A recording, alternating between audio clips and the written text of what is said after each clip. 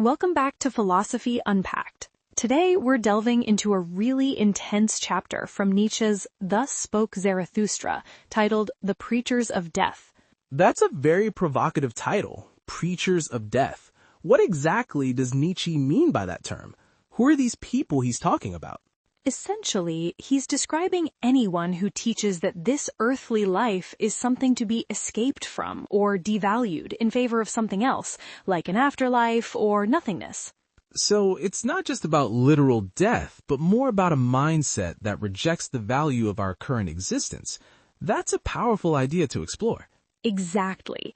Nietzsche opens by saying the world is full of the superfluous, people for whom life has become a burden, and they are ripe for these messages. And these preachers, according to the text, use the idea of life eternal as a way to lure these people away from their actual lives, right? That's one of the primary tools. He calls these preachers the yellow ones or the black ones, but says he'll show them in many other colors and forms. Okay, so let's break down these different forms. What's the first type of death preacher that Nietzsche identifies for us? He starts with the terrible ones. These are individuals who carry a metaphorical beast of prey inside them, torn between destructive lusts and self-harm.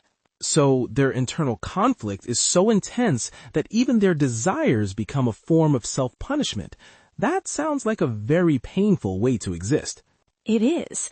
And Nietzsche's harsh judgment is that because they haven't matured into men, they should preach leaving life and then follow their own advice. Wow, he doesn't pull punches. What's the next group he describes? I believe you mentioned another category from the text. Yes, he moves on to the spiritually consumptive. These are people who, as he puts it, hardly are they born when they begin to die. That's a very poetic but bleak description. It sounds like he's talking about people with a deep-seated pessimism who are naturally drawn to giving up. Precisely. They long for doctrines of weariness and renunciation. They see an old man, a sick person, or a corpse and immediately say, "See, life is refuted."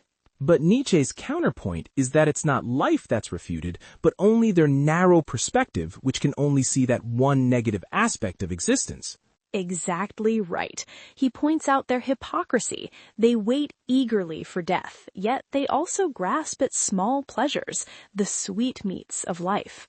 So they cling to the very thing they claim to despise. They mock themselves for holding on to their straw of life, which is a deep contradiction. It is. Their so-called wisdom says only a fool remains alive, but that's what we are. It's a philosophy built on self-defeating cynicism. What about the group that says life is only suffering? That's a common sentiment we hear in many philosophies and religions. Nietzsche agrees they aren't lying, but his response is incredibly direct. He tells them, then see to it that you cease. In other words, solve your own problem. So his point is that they should take responsibility for their own suffering, and their virtue should be to slay thyself rather than universalizing their misery. Yes, it's about personal responsibility versus imposing a life-denying worldview on everyone else. He then gives more examples of this kind of preaching. Right, like the ones who say lust is sin and therefore we should stop having children. How does that fit into the preacher of death model? It's a very direct way of preaching death by preventing new life from ever beginning. It's a doctrine that aims to slowly extinguish humanity. And what about the others who say giving birth is troublesome because you only create more unfortunate people? It seems like another flavor of the same pessimism. It is. It's all rooted in the belief that non-existence is preferable to existence. Then there's the third party, the preachers of pity. The ones who say, take what I have, take what I am. How does being overly charitable connect to preaching death? Nietzsche sees it as a way for them to become less attached to life, but he says if they were truly pitiful, their goal would be to make others sick of life too. That's a very cynical take on pity. He's suggesting their real aim isn't to help, but to escape their own lives while trapping others with obligations.